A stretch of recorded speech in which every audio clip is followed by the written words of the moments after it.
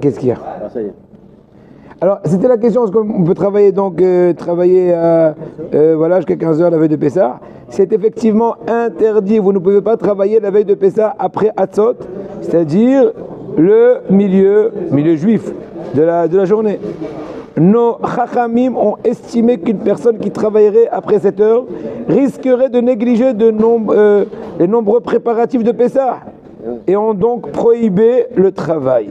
Pour d'autres, cet interdit provient du fait qu'à l'époque du Beth Amikdash, la veille de Pessah après Hatzot, on se rendait au temple pour offrir son sacrifice pascal, Korban Pessah, et c'est donc un moment où il était interdit de travailler.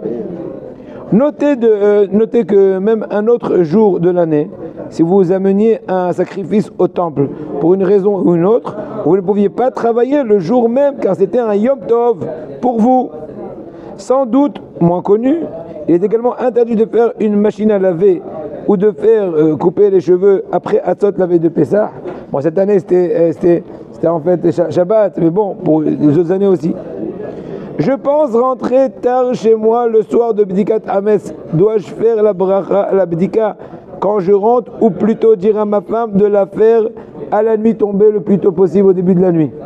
Est-ce qu'on va la faire plus tard en ma présence quand je retournerai du travail, imaginons, ou bien préférer nommer ma femme en tant que mon chalia, mon envoyé? Oui? Réponse. La Bédika doit être effectuée immédiatement après la nuit, après Arvit. Si vous avez la possibilité de prier Arvit dans votre synagogue dès la sortie des étoiles, il faudrait donc vous efforcer de rentrer à l'heure ce soir-là. Ben, faites des efforts, monsieur.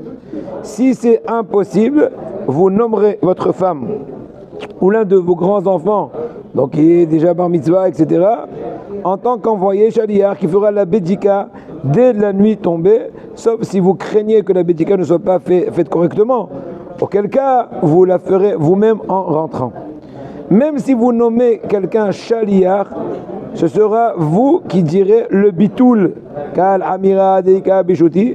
certains décisionnaires estiment que le bitoul, l'annulation du hametz, ne peut pas être fait par un shaliach. Celui qui fait la bédika doit s'abstenir de manger plus de 54 grammes de pain ou de mésonote dans les 30 minutes qui précèdent la tombée de la nuit, de peur qu'il ne prolonge sa consommation et ne fasse finalement pas la bédika. Donc dans ce cas-là, on lui dit, il faut dans ce cas-là s'abstenir dans les 30 minutes avant la tombée de la nuit, de ne pas manger pour ne pas se laisser aller.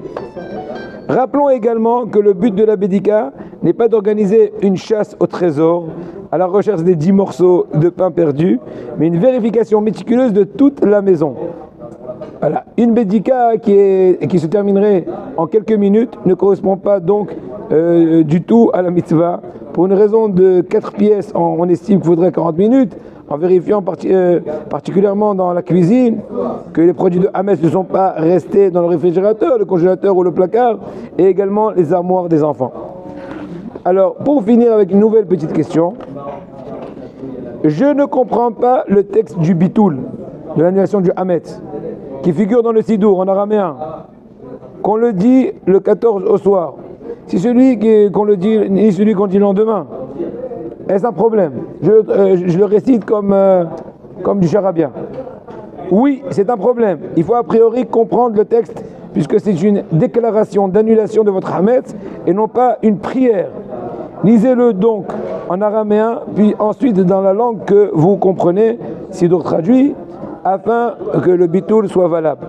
Notez par ailleurs qu'en ce qui concerne le texte du bitoul, il est bon de le dire 2 fois tel qu'écrit dans le sidour, en mentionnant que le hametz soit considéré comme la poussière de la terre, et lorsqu'on dit la 3e fois, on rajoute qu'il soit considéré comme hefker.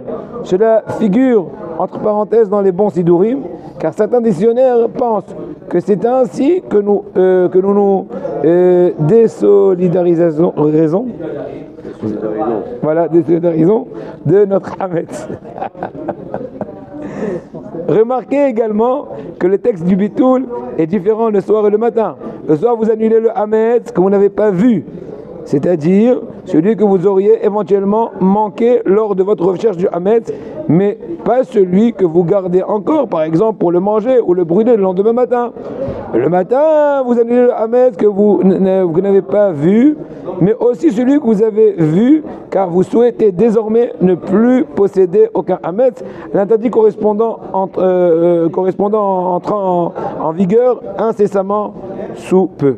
Voilà. Au prochain cours.